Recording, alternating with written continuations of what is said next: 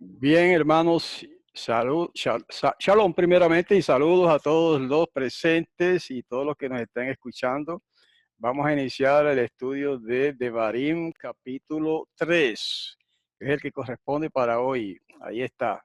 Entonces, en el verso 1, enseguida nos dice, y volvimos y subimos camino de Bashán y salió Og, rey de Bashán, para enfrentarnos, él y todo su pueblo, para la batalla en Edrei. Quiero decirles que es una continuación, ¿verdad? Del relato que se inicia en el capítulo 1 y muchos detalles pues quizás no son relevantes y quizás no haya mucho que decir sobre algunos de los versos, ¿verdad? Pero ese es el primero de hoy, que va relatando el viaje que va haciendo el pueblo de Israel a través del desierto una vez que salieron de Egipto. Entonces, el verso 2 sigue. Cuando hay algún elemento de cierta importancia que haya que comentar, pues entonces nos detenemos. Guayomer Yahweh Elai, al tirado todo aquí, Beyadeja, Natati Oto, et Kol Ammo, Arzo, Asita, Loca, Asher Asita, Lesijón Melech, Haemori, Asher Yosef, Bejeshbon. Okay, no vamos a leer todos los versos en hebreo, solamente uno que otro para que tenga el sabor del verso hebreo.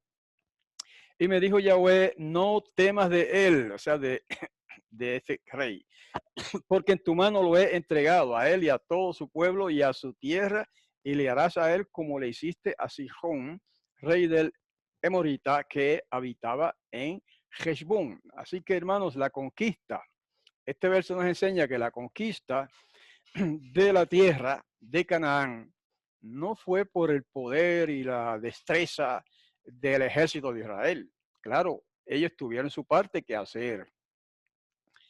También esto nos enseña que nosotros tenemos una parte que hacer para la victoria en nuestras vidas, en nuestra vida espiritual y en nuestra vida físicamente hablando, ¿verdad? En general, tenemos que hacer una parte.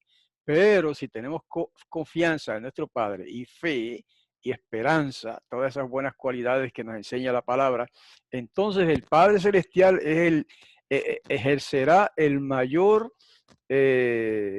mayor acción para el bien de nuestras vidas. En otras palabras, como dijo también el apóstol, todas las cosas ayudan a bien a los que aman a Yahweh. Entonces, ¿incluirá eso las cosas negativas también de la vida? Bueno, parece que sí. De alguna manera ayudan a bien. Fíjense cómo ahora incluso esta pandemia que está asolando todas las naciones ha contribuido de una manera especial para, de un modo o de otro, se unan un poquito más las naciones y que se unan un poquito más las familias, porque al estar recluidos en sus casas cada cual, eso fomenta la unidad familiar. Así que esta es una aplicación, digamos, espiritual de lo que estábamos diciendo, ¿verdad? Pero eso se puede aplicar a muchas cosas en la vida. El verso 3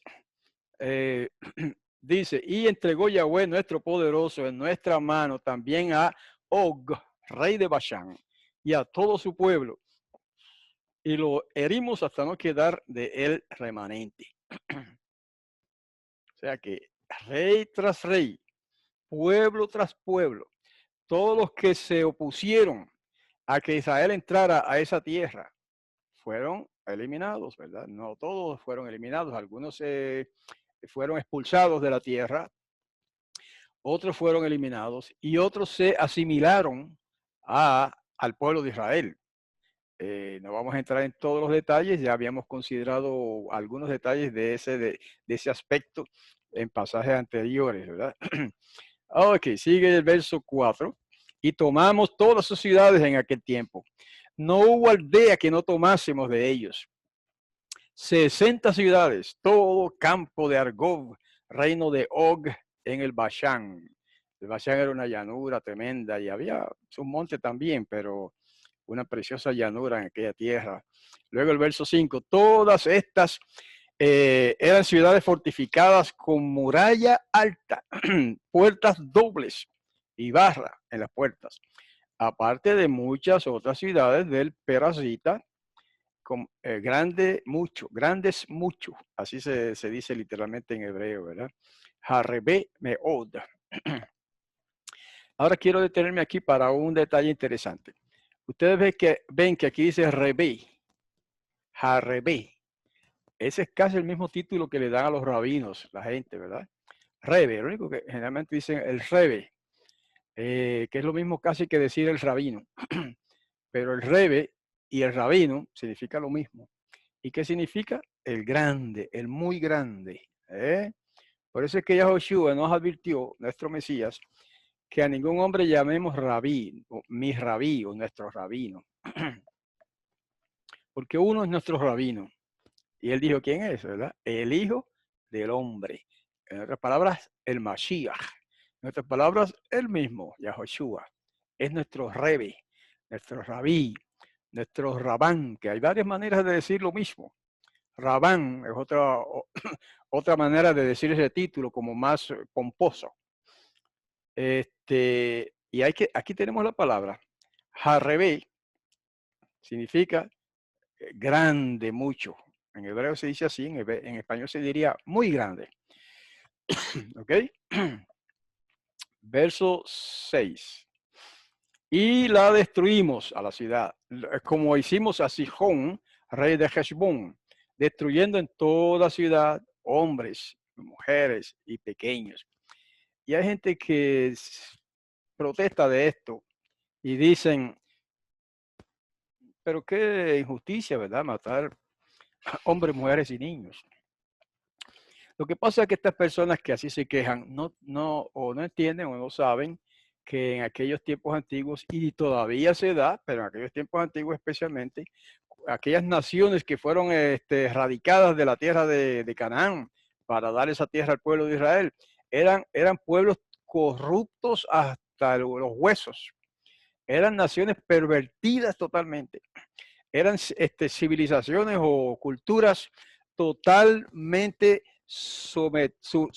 sumergidas en la idolatría, en toda clase de prácticas sexuales corrompidas, torcidas, una cosa bárbara. Allí no había nadie inocente, hermanos. Uno dice, pero las mujeres y niños, no, ni las mujeres eran inocentes de la corrupción bárbara que imperaba en esa tierra, ni los niños tampoco. Y si hubieran dejado a esos niños vivos, también, primero, ¿quién los iba a cuidar? Pero aún así, también pudieran tener un problema muy grande después. Porque ustedes saben ahora mismo en Israel está pasando que hasta niños de estos musulmanes islámicos, no todos son así, pero hay unos fanáticos que se han propuesto destruir a Israel y hasta a los niños pequeños los preparan mentalmente, ¿verdad? Y en las prácticas militares para matar judíos. ¿Eh? En aquellos tiempos era igual, aunque quizás en otro sentido, pero era igual. Por eso es que esa gente, esos pueblos están todos corrompidos, todos degenerados a un extremo que no eran perdonables. Bueno, eso es lo que yo entiendo de esa situación. Y verso 7. Y todas las bestias y los despojos de las ciudades los tomamos para nosotros, obviamente. Las bestias, los animales no tienen leyes morales, ¿verdad? Quiero decir que para los animales no aplican las leyes morales de la Torá. Los animales no tienen moral ni son inmorales tampoco, son amorales. ¿Ok? Por lo tanto, pues no tienen culpa de nada. Así que ellos los dejaban vivos, claro, y se aprovechaban de ese despojo y otras cosas que tomaban de sus pueblos. También tomamos en aquel tiempo la tierra de mano de dos reyes del Emorí. Emorí es lo que en Reina Valera dice el amorreo. Amorreo, ese nombre lo debemos al griego. En hebreo se dice el emorí, también se puede decir en español el emorita, que estaban de esta parte del Jardín, desde el arroyo Arnón hasta el monte Hermón. Quiero volver a recalcar esta palabra, ever, verla aquí en hebreo transliterado, ¿verdad? Ever, otra vez, mírala acá en el hebreo ashurit. Mírala aquí, ever el prefijo B, Eber es la misma palabra que significa hebreo. Es la misma palabra que se traduce hebreo, Eber. Y entonces aquí, fíjense que se traduce de esta parte del jardín. Ahí está. Míralo aquí otra vez. Eber Hayardín, al otro lado del jardín. Y habíamos dicho esto antes, pero siempre hay personas nuevas que no lo han oído. Que la palabra Eber en su forma de sustantivo y en su forma verbal también se usa mucho en la Torah. Disculpen un segundo. Y con ese sentido, se usa mucho con ese sentido de cruzar, atravesar el jardín, pasar al otro lado del jardín. Entonces, ¿quiénes son los hebreos? Los que pasaron al otro lado, o los que pasan al otro lado, en el sentido espiritual que nos aplicaría a nosotros. Hebreos somos los que hemos pasado de Babilonia a Israel. Hemos pasado el Jardín, el Jordán, que su nombre correcto es Jardín. Hemos pasado el Jardín, ¿verdad? Del paganismo a la fe hebrea, a la fe yahwista, a la fe de Yahweh, o sea, a la adoración de Yahweh. Eso es pasar el Jardín. Eso es lo que se representa por cruzar o atravesar el jardín. Y ya ese acto constituye a esas personas en hebreos. Por eso a Abraham, en el Génesis, se le llama Abraham el hebreo.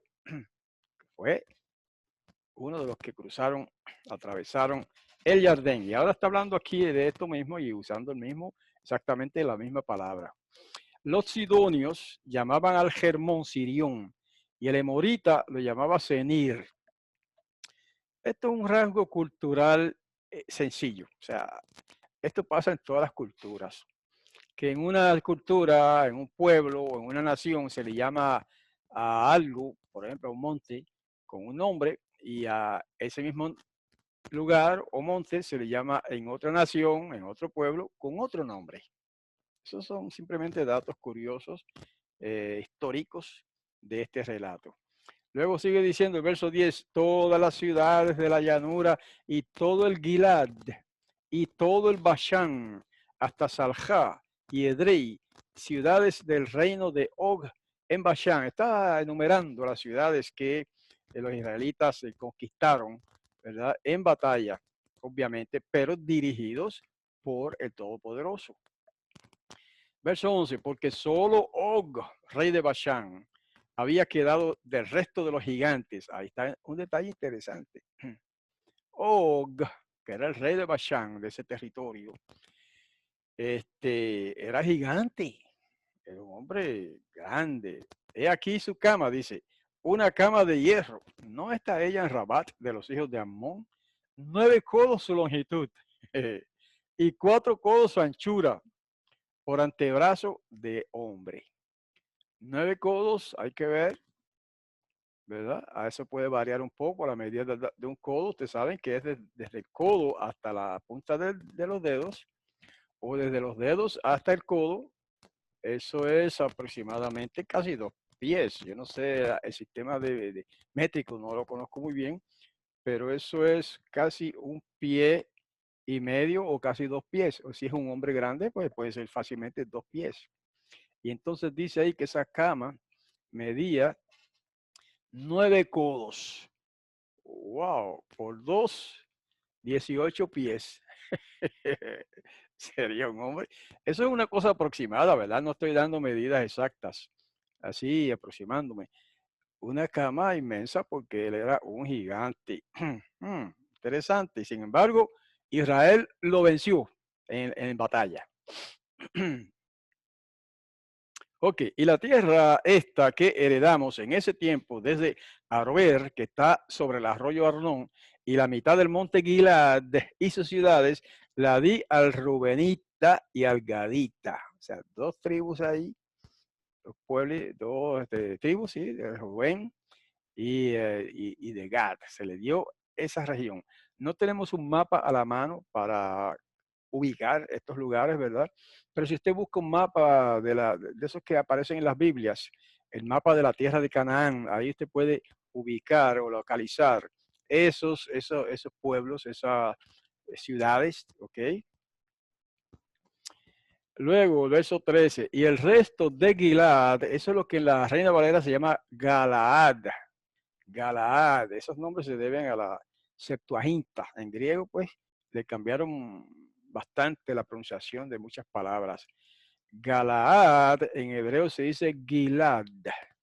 Y todo el Bashán del reino de Og lo di a la media tribu de Menashe. Toda el campo de Argob, ahí debe decir todo, entonces, vamos a corregir esto. Estaba en mayúscula. Todo el campo de Argob, todo el Bashán, aquel que se llamaba Tierra de Gigantes. Ahora fíjense en esto. ¿Quiere decir que todos los que habitaban allí eran gigantes? No. En Puerto Rico, los que son puertorriqueños que me están escuchando saben de esto y en otros países pues quizás no lo sepan. En Puerto Rico hay un pueblo que se le llaman la Tierra de Gigantes. Válgame, ahora se me escapa el nombre. No, no es Bayamón, es más allá.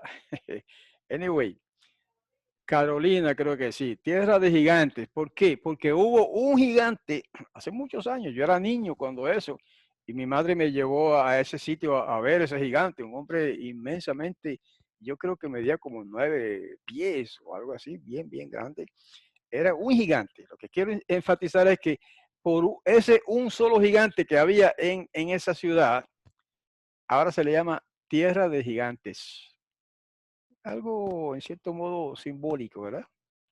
Porque había un solo gigante. Me parece que eso pasa aquí también. Og, rey de Bashán, era un gigante. Puede que haya habido uno que otro, pero eso no quiere decir que todos eran gigantes. ¿Okay? Y sin embargo se le llamaba Tierra de Gigantes por eso. Carolina es, sí, ahora recuerdo bien. Yair, verso 14. Yair, hijo de Menashe, tomó todo el campo de Argob hasta el término del Geshurita y del Mahatita y lo llamó de su nombre al Bashán, Jawot Yair. O sea, el nombre que le pusieron a esa, dice hasta este día, o sea, hasta cuando se escribió ese libro, se supone, ¿verdad? Y el verso 15, y a Mahir, no, a Maquir le di el Gilad. Y al Rubenita, verso 16, y al Rubenita y al Gadita les di, acuérdense que está escribiendo Moshe, les di desde el Gilad hasta el arroyo Arnón, en medio del arroyo por término, y hasta Yabok, el arroyo, territorio de los hijos de Amón. O sea, casi todo este capítulo, hermanos, se trata de la repartición de la tierra de Canaán. ¿Ok? Sin embargo, esto fue que se asignó de esa manera. Pero en realidad, por eso hay que entender esto que voy a decir ahora. Moshe no entró a la tierra de Canaán, pero algunas partes del libro de Devarim las escribió Josué, Yahoshua, que se dice Josué gracias al griego otra vez. Y hay algunos elementos, especialmente el último capítulo de Deuteronomio lo escribió Josué definitivamente, donde habla de la muerte de Moshe, ¿verdad? Que no entró a la tierra de Canaán.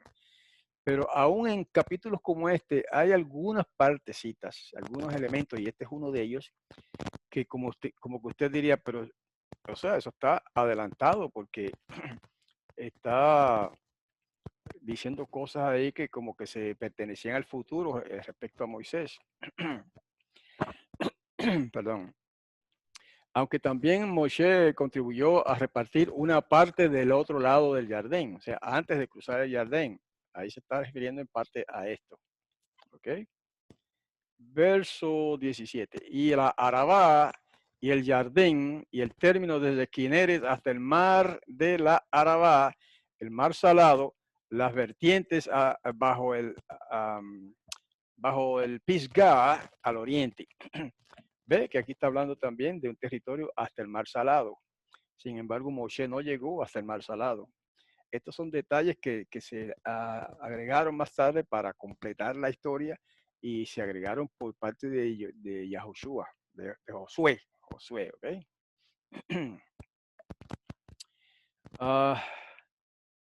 Verso 18, y les mandé en aquel tiempo diciendo, Yahweh su poderoso ha dado a ustedes la tierra esta para que la posean. Pasarán armados delante de sus hermanos, los hijos de Israel, todos los hijos de valor. Ese es puro hebreo. Los hijos de valor quiere decir los valientes. ¿Ve? Cuando dice, y hay otras frases similares. En este caso, los hijos de valor son los valientes. Por eso lo puse entre corchetes ahí. El significado de la frase, los hijos de valor, es lo que está entre corchetes, valientes. All right, vamos al verso 19. Solo sus mujeres y sus pequeños y sus ganados, yo sé que tienen mucho ganado, dice ahí en paréntesis, quedarán en sus ciudades que he dado a ellos. O sea que Moshe hizo una repartición también antes de llegar a la tierra de Canaán. Hizo una repartición de algunas tierras al lado oriental del jardín, que este es lo que estamos leyendo actualmente, ¿verdad? Okay. Y el verso 20, hasta que repose Yahweh a sus hermanos como a ustedes, hereden también ellos la tierra que Yahweh su poderoso da a ellos en la otra parte del jardín, y se volverán ustedes cada uno a su heredad que yo he dado a ustedes. En otras palabras, se hizo como una especie de convenio, porque esas tribus dan media tribu de Manashe, etcétera, pidieron a Moshe que los dejara heredar esa tierra ahí antes de cruzar el jardín, al oriente del jardín, que no era parte de la tierra de Canaán necesariamente, pero ellos le pidieron que les permitiera quedarse ahí. Y Moshe les dijo, bueno, se les va a conceder eso siempre que ustedes vayan a guerrear con sus hermanos, y una vez que conquisten la tierra de Canaán, entonces pueden regresar acá y heredar esta tierra al este, al oriente del río Jardín. De eso es que está hablando acá. Verso 21. Y a Yehoshua mandé, ese Yehoshua es Josué, ¿sabe? Ustedes saben que el nombre Josué ni siquiera existe en hebreo. Yo lo he dicho antes, pero hay hermanos que son nuevos. El nombre Josué no existe en hebreo. El nombre Josué se debe a la Vulgata latina, que es la traducción que se hizo varios siglos después del Mesías, que se hizo al latín, que se tradujo del hebreo al latín, la Vulgata. Y ahí en la palabra hebrea Yehoshua o Yahoshua se tradujo al latín. No es que se tradujo, se transcribió, como que se modificó y se puso en latín como Josué. Y ahí sale el nombre Josué, porque en griego tampoco existe el nombre Josué. En hebreo, quise decir en griego, por ejemplo, este verso en griego se le llama a Yehoshua Jesús. Jesús. En las antiguas escrituras, en la Septuaginta, aquí en este mismo verso, llama a Yahushua Jesús. Y de ahí viene más tarde, pasa al español como Jesús, que es el nombre que le da a los cristianos. Pero usted sabe que nosotros preferimos ir al original y le damos el nombre que tiene en la Biblia hebrea, que es Yahushua o Yehoshua. Ok. Entonces el verso 22, no los teman, esa es la advertencia del Padre para su pueblo. No los teman porque Yahweh es su poderoso. Él es el que combate por ustedes. Ahí está. ¿Cómo era que él combatía por el pueblo de Israel? Bueno, hay un relato por ahí, en números, hay, la historia de todo esto está dividida o repartida entre esos libros, Éxodo, Números, principalmente Números y Deuteronomio. Yahweh luchó con aquel pueblo, contra aquellos pueblos de distintas maneras. Incluso nos relata la historia que las avispas ayudaron al pueblo de Israel a ahuyentar a los enemigos, que salían por montones de avispas de quién sabe de dónde las mandaba Yahweh, y los enemigos huían delante del pueblo de de Israel.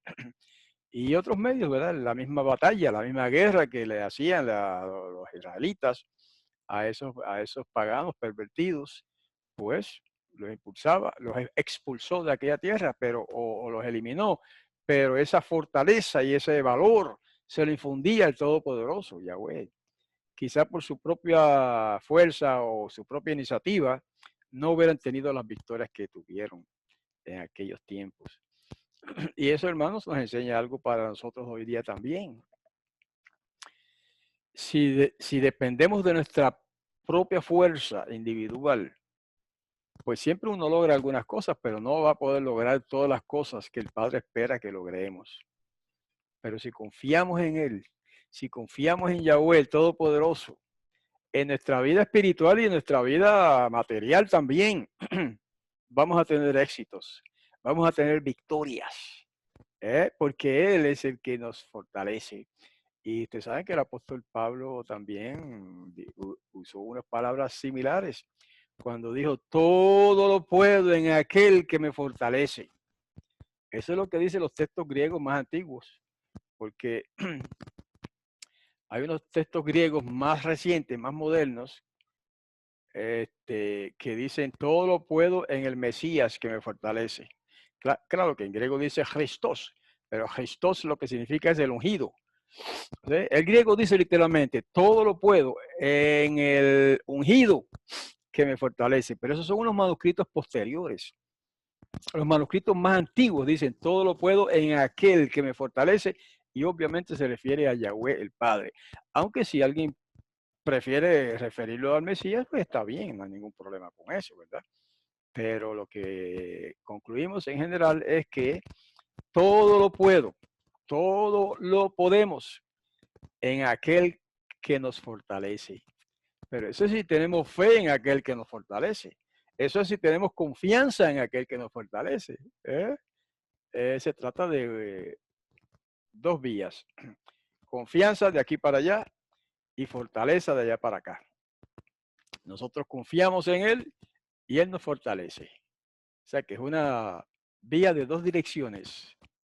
¿Ok? Entonces, seguimos con el verso 22. 23, y oré a Yahweh en aquel tiempo, recuerden que está hablando Moshe aquí, diciendo, soberano Yahweh, aquí usa el título, Adonai Yahweh, soberano Yahweh, tú has comenzado a mostrar a tu siervo tu grandeza y tu mano fuerte, porque qué poderoso hay en el cielo y en la tierra que haga como tus obras y como tu grandeza, tus grandezas.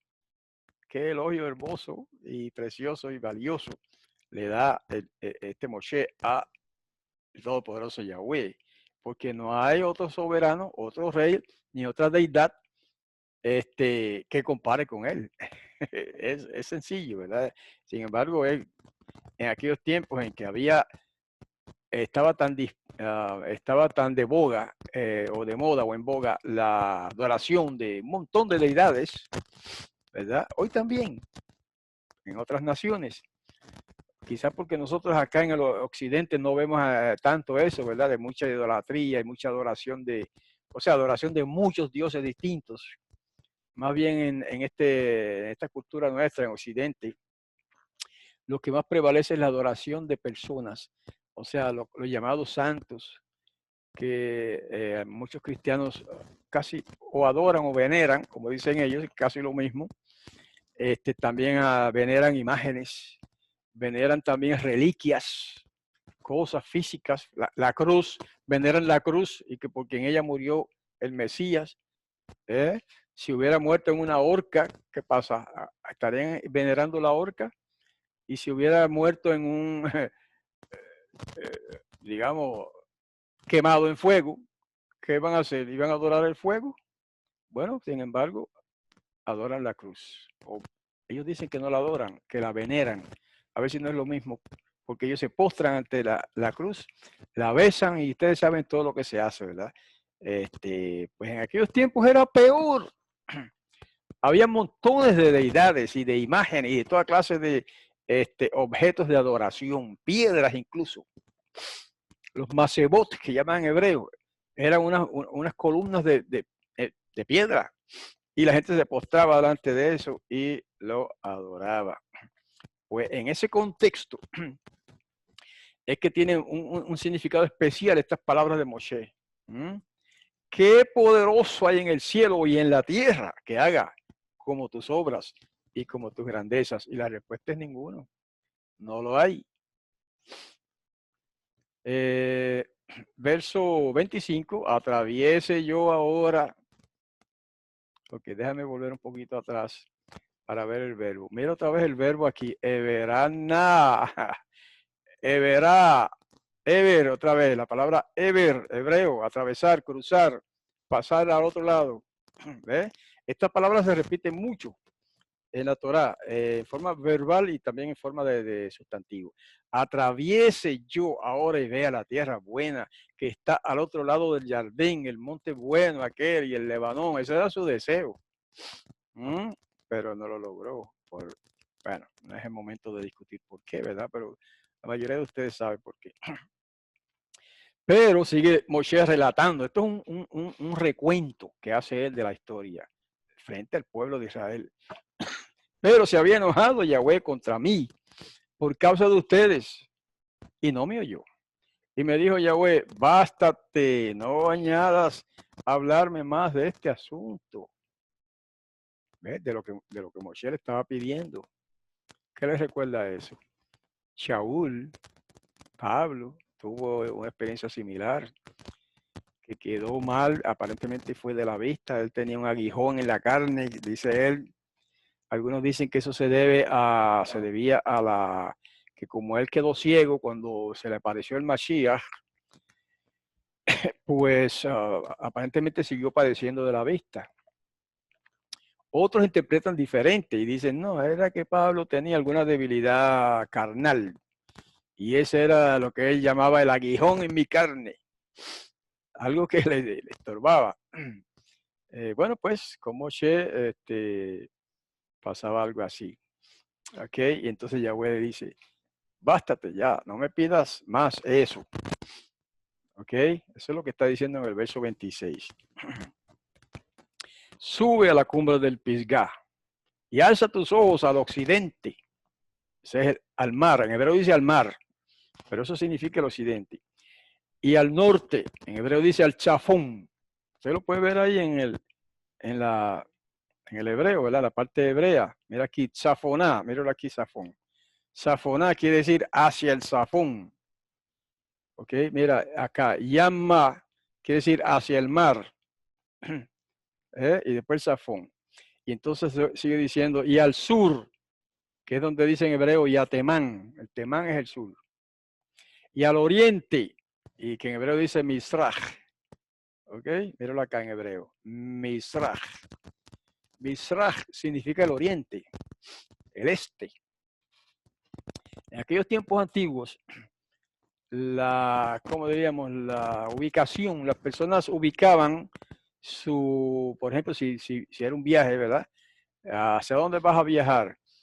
Hacia el oriente, pues van hacia el mar. ¿A dónde vas a viajar? Dando un ejemplo, ¿no? Pues voy a viajar hacia el oriente, hacia el este. Entonces dice, pues vas a Misraj, etcétera. ¿Y a dónde vas a viajar? Al sur, pues vas a Temán. Temán es el sur de Arabia. Y eso será ya algo clásico, típico. Que decir Temán, que era el nombre de ese territorio, significaba viajar al sur. Y aprovecho para hacer un paréntesis e indicarles que los judíos en Temán, siempre ha habido judíos. Bueno, por lo menos por siglos. Hubo una comunidad judía grande allí. Dije hubo porque ahora sí quedan son poquitos, porque la mayoría de ellos emigraron a Israel, a la tierra de Israel, después de 1948. Porque una vez que se restaura la nación de Israel, empezaron los líderes, ¿no? Porque Temán es un país árabe, que es lo que llaman, bueno, es un país árabe, los judíos yemenitas, se le llaman el Yemen, en Arabia, más abajo de Arabia, al final. Y ahí siempre se ha llamado esa parte Temán. pero también ahora en tiempos modernos se le llama el Yemen. Bueno, siempre hubo ahí una población judía grande, que son los judíos yemenitas, los que yo admiro muchísimo por la manera en que pronuncian el hebreo. Uno de los detalles es que siempre pronuncian la wow como wow, no dicen vav, como dicen ahora los judíos. Ellos dicen wow. Digo los judíos, no, ellos son judíos también, ¿verdad? Los judíos de Israel, quise decir. Ahora dicen que esa letra se llama vav. Ellos dicen, pues se llama wow. Etcétera. Pues eso es lo que, ese nombre, Temán. Por eso es que cuando nosotros hablamos de los judíos yemenitas, ellos hablan de los judíos temanitas. ¿Se capta? O sea, nosotros los llamamos a ellos yemenitas, pero ellos se llaman a sí mismos temanitas, en hebreo. Ellos se consideran judíos temanitas, porque viven en Temán, que es el nombre oficial de esa tierra. Pero es lo mismo que decir el Yemen. All right, verso 28. Y manda a Yehoshua y anímalo y confórtalo, porque él atravesará delante del pueblo y él les hará heredar la tierra que verás. Fíjense que quien designa a Yehoshua para dirigir al pueblo no es Moshe, es Yahweh mismo. Le dice, manda a Yehoshua, anímalo y confórtalo, porque él atravesará delante del pueblo O sea, él es el que va a dirigir el pueblo a entrar a la tierra prometida. Y por eso yo siempre digo, hermanos, que no es casualidad que al hijo de Miriam, al Mashiach, se le puso ese nombre. Un ángel mismo le puso ese nombre. Lo llamarás Yahoshua, porque él, Yahweh, salvará a su pueblo de sus pecados. Y no es así por casualidad ni por antojo que se le puso ese nombre. Se le dio el mismo nombre de aquel que conocen ahora como Josué, Yahoshua, porque Yahoshua, el hijo de Nun, el capitán de Moshe, era símbolo de Yahoshua mayor que habría de venir algún día. Yahoshua, el hijo de Nun, era un tipo del Mashiach que había de venir. Y el Mashiach cuando llegó, entonces vino a ser el antitipo. El antitipo quiere decir el cumplidor del tipo. El tipo, la palabra tipo significa símbolo en este caso, ¿verdad? O representación. El antitipo de Yahoshua, el hijo de Nun, fue Yahoshua, el hijo de Yosef, de Miriam y Yosef, porque fue registrado en lo del templo como hijo de Yosef. All right. Interesante, por eso es que Yahweh escoge a Yahoshua, Josué, el hijo de Nun, para entrar o introducir al pueblo de Israel a la tierra prometida, y de la misma manera escogió a Yahoshua, el Nazareno, el hijo de Miriam, para introducir a su pueblo también a la tierra prometida en el reino milenario, que en ese caso la tierra prometida será todo el planeta Tierra. Así que hay una equivalencia aquí entre el Yahoshua, hijo de Nun, y el Yahoshua, hijo de Miriam. Ese es nuestro Mesías, nuestro Salvador. Y su nombre significa lo mismo. Yahweh es el Salvador. Eso es lo que significa Yahoshua. Yahweh es el Salvador, o Yahweh es la salvación. Vamos al verso 29 y con eso terminamos el capítulo. Y nos quedamos en el valle frente a Bet Peor. Ahí está entonces, ya concluyendo el capítulo 3. Y ahí se quedan en ese valle frente a Bet Peor. O sea que esa historia continúa. Esa historia, ese relato continúa en el capítulo 4. Así que yo invito a mis queridos hermanos de YouTube, que son muchos más que los que se reúnen acá en Zoom los viernes, a que nos acompañen. Algunos de ellos, si vinieran todos, no cabrían. Pero los que puedan venir, que nos acompañen el próximo viernes, noche de Shabbat, para continuar un análisis del capítulo 4. Y si el Padre lo permite, Y si no hay accidentes, ¿verdad?, que dañen la grabación, pues vamos a permitir pues, que otros hermanos participen y colaboren con sus comentarios y sus explicaciones. A mí yo prefiero siempre eso. Hoy no lo hicimos por vamos a decir, un percance que hubo al principio, que acabando de empezar la grabación, pues se dañó. Pero próximo Shabbat, noche de Shabbat, los invito y les invito también a los hermanos ya de más experiencia que participen y comenten también y aporten sus opiniones y sus explicaciones respecto al capítulo 4. Y lo interesante es que del capítulo 4 en adelante se pone todavía más interesante y más importante el relato y la narración que estamos siguiendo en el libro de Devarim. Más tarde, en el libro de Devarim mismo, porque vamos a analizarlo todo, si el Padre nos da vida, verdad y salud. Más tarde, este relato va a ser complementado por también mandamientos, leyes y todo eso. De hecho, el libro de Devarim, conocido como Deuteronomio, es una repetición de la Torá. Eso es lo que significa la palabra Deuteronomio. Es como una segunda Torá, pero no es que sea otra Torá, sino una repetición de la Torá. Por eso le llamaron en griego Deuteronomio, que significa segunda ley. Bueno, pues quiero decir que no todo va a ser relato histórico. Después vamos a analizar y aplicar muchas leyes provenientes del Todopoderoso para su pueblo Israel.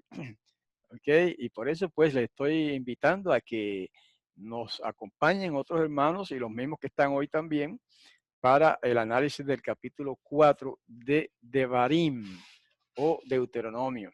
Y con esto pues cerramos la grabación por hoy. La reunión no se termina, obviamente, seguiremos comentando y dando oportunidad a otros hermanos que participen, pero la grabación para efecto de los hermanos en YouTube pues termina con esto y les espero la próxima vez. Hasta entonces, shalom.